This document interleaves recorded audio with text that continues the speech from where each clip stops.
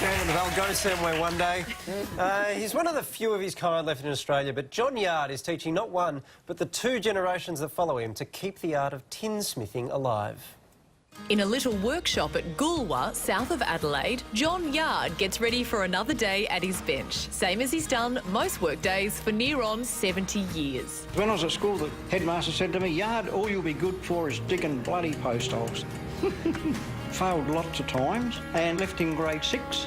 I wanted to be a motor mechanic and Dad said there's no future in that, so you'll be a sheet metal worker.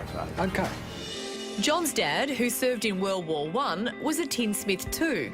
I used to turn the handle for him when I was about 10, I suppose, when he used to buff his copper kettles. I love the stuff we do because it's made properly, it'll last. Tinsmithing stretches back to at least the 1630s, when London tradesmen crafted plates and cups. Nearly 400 years later, 90% of tin is used for car making and packaging, with not a human hand in sight.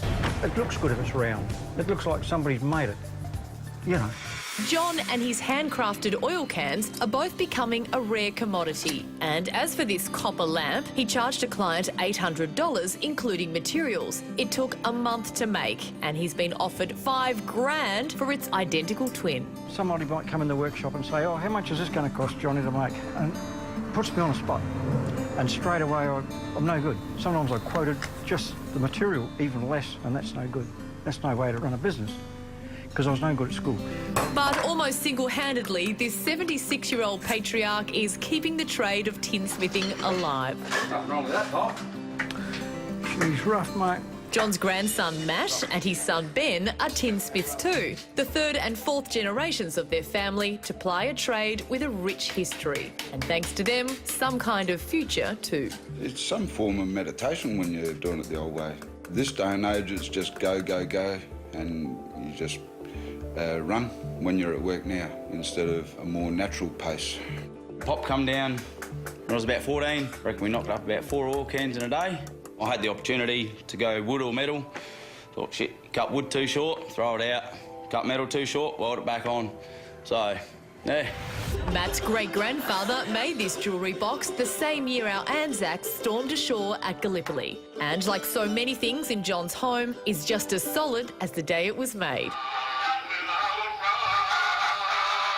This has a diamond tip on it, never wears out. Last week, John and his wife Judy packed some of his more priceless pieces for an antique trade fair in Victoria, where a crowd of thousands could admire the fruits of a trade that might be on its last legs, but will last at least as long as the yardmen are around. People, they want to buy everything we make. And I say, no, it's not for sale, we just love making them. I suppose that's the reason why I don't put a price on things. We've kept the wolf away from the door. I paid our bills, and that's all that's in life, eh? What a great story. I love that. I love that. I love the idea he just keeps making them and don't really care about selling them too much. Just like the making. I love that some of those trades are preserved, and you can see something, there's so much love's gone into it, because we do live in an age where we buy lots and lots of plastic and things that we just throw out. Yeah. It's great yarn. It's the preservation of culture. It's great. Love that. Welcome back to the project. Well, 20 years since a young Adelaide man went missing, police are reinvestigating his suspicious disappearance. Daniel Shepherd vanished in